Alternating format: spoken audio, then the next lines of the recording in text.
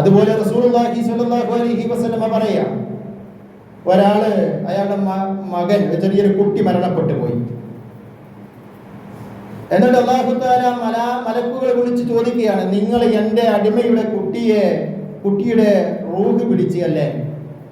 മലായിക്കത്തുകൾ പറയും, അതേ പടച്ചോനെ.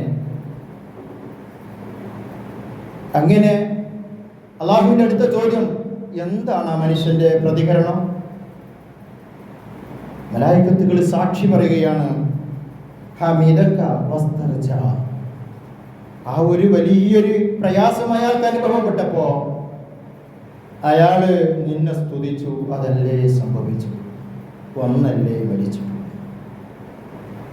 ഇന്നാ ലില്ലാഹി വ ഇന്നാ ഇലൈഹി റാജിഊൻ. നിന്റെ കൂലി പ്രതീക്ഷിച്ച് ഇസ്തിർജാ പറഞ്ഞുകൊണ്ട് അയാൾ ക്ഷമിച്ചിരുന്നു എന്ന് മലായിക്കത്തുകൾ സാക്ഷി പറയുമ്പോൾ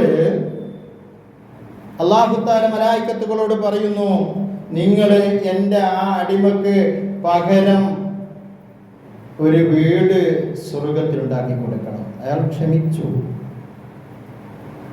അയാൾ തൽക്കാലം ജോലി ഇവിടെ കൊടുക്കുമെന്നല്ല പറഞ്ഞത്, സർക്കാർ ലെവലിൽ ഒരു ജോലി കൊടുക്കുമെന്നല്ല പറഞ്ഞത്, ആ സ്വർഗത്തിൽ ഒരു വീടുണ്ടാക്കി കൊടുക്കണമെന്ന് അല്ലാഹു തആലയാണ് പറയുന്നത്.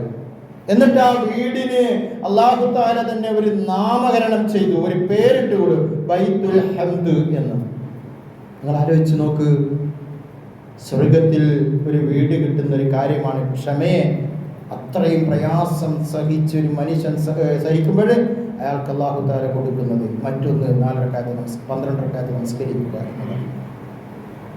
അതുപോലെ എത്ര അവസരങ്ങളും ഓഫറുകളുമാണ് അല്ലാഹുവിന്റെ റസൂല് നമുക്ക് പറഞ്ഞു തരുന്നത്.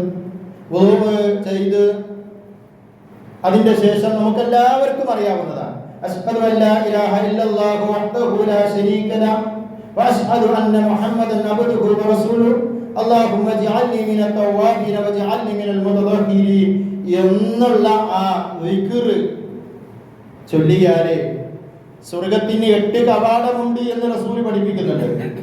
ആ 8 കവാടത്തിൽ കൂടെ ഏത് കവാടത്തിലും അയാൾക്ക് വേണമെങ്കിൽ കടന്നു പോകാം.